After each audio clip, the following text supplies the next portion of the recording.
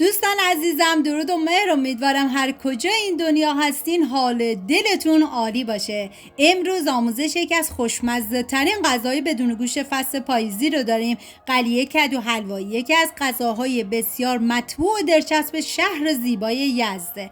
بریم که با هم دیگه درستش کنیم.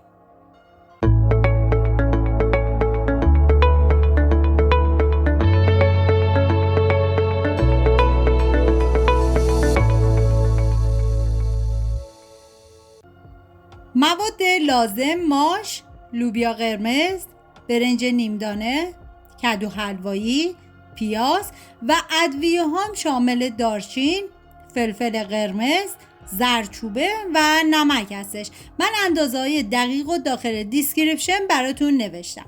تو مرحله اول ما حبوباتی که 24 ساعت قبل خیس کردیم و چندین مرتبه آبش رو عوض کردیم که شامل لوبیا قرمز و ماش هستش میریزیم داخل قابلمه و آب جوش بهش اضافه میکنیم و میذاریم تا حبوبات کاملا بپزن. برنج نیم دونه هم جدا میریزیم داخل قابلمه و آب بهش اضافه میکنیم و میذاریم تا برنج هم کاملا بپزه. بهتون پیشنهاد میکنم که این قلیه کدو حلوایی خوشمزه رو درست کنین که مطمئنم میشه پای ثابت غذاهاتون. و حالا کدو حلوایی رو من برش زدم و پوست ازش جدا کردم و تخمه هاشم جدا کردم و کاملا ریزش میکنم. ببینید این کدو حلوایی رو حتی میتونیم به صورت درشت خوردش کنیم و بعد پورش کنیم به غذا اضافه کنیم که کاملا سلیقه‌ایه و من در ادامه ویدیو بهتون میگم. و پیازارم به صورت خلالی من کاملا ریزشون میکنم و بعد از اون میریم سراغ برنجمون که دیگه برنج کاملا پخته شده و حالا من حبوباتی که جدا گذاشتم پخت و به برنج اضافه میکنم. ببینید کدو حلوایی رو من کاملا ریزش کردم و به غذام اضافه کردم. شما میتونید کدو حلوایی رو بذارید جدا بپزه و بعد از اینکه پخته شد پورش کنید و به غذاتون اضافه کنید. این دیگه کاملا سلیقه‌ای هستش. و حالا من کدو حلواییایی که ریز کرده بودم و بهش اضافه میکنم، ولی این غذا فوق‌العاده خوشمزه بود. دم یزدیای عزیزمون گرم با این غذای خوشمزه و لذیذشون. و حالا من هم میزنم تا با هم دیگه مخلوط بشن و حالا بهش دارچین اضافه میکنم.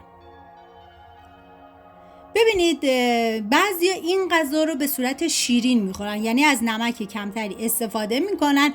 در مرحله آخر موقع سرو به شکر اضافه میکنن که من این کار رو نکردم چون این غذا رو نمیخواستم به صورت شیرین درست کنم. و حالا داخل تابه‌ای کره حیوانی میریزم و بعد از اون پیازایی که ریز کرده بودم بهش اضافه میکنم.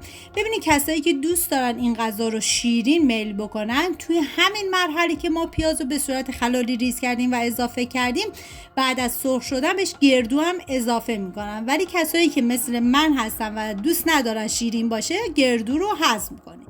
و حالا ادویه ها رو بهش اضافه میکنیم و هم میزنیم و میذاریم تا ادویه ها تف بخورن، عطر ادویه ها آزاد بشه. و بعد از اینکه پیازمون سرخ شد ما به غذامون اضافه میکنیم. و حالا من سر قابلمه رو برمیدارم و حالا پیاز داغ رو بهش اضافه میکنم. ببینید اگر که دیدید که غذاتون خیلی سفت شده، میتونید مقداری آب جوش بهش اضافه کنید. و بعد از اینکه من پیاز داغ اضافه کردم میذارم به مدت 20 دقیقه با حرارت کم کاملا دیگه جا بیفته. و بعد از اینکه این غذای خوشمزه ما آماده شد، با پیاز چیپسی کاملا تزیینش میکنم و اینجا هم میزنم و دیگه میذارم تا کاملا بپزه و بعد از 20 دقیقه این قلیه کدو خوشمزه ما آماده است.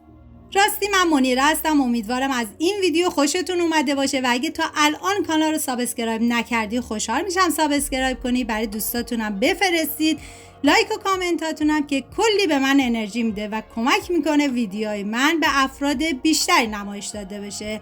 مرسی که مثل همیشه تا آخر این ویدیو همراه من بودید. تا یه خوشمزه دیگر، بدرود.